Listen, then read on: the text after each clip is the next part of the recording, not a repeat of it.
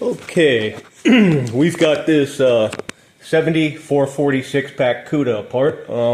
I have done the valve covers for my friend.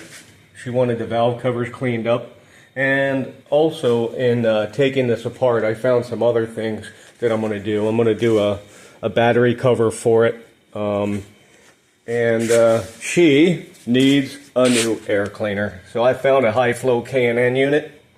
This thing, I don't even know how it was getting any air through there. That thing is way beyond done.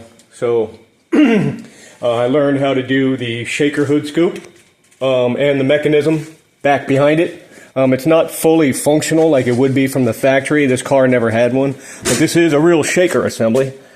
But it was all just hanging loose. Nothing was attached or had come loose.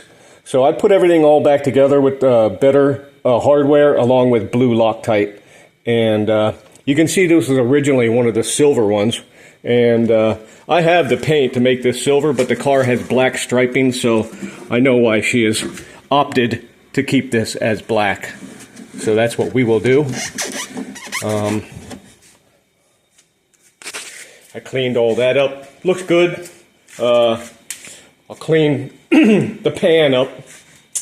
And then also, I don't think she takes this car out in the rain very much. This thing was all closed up, so what I'm going to do is lock it in the open, so it's actually getting fresh air in there.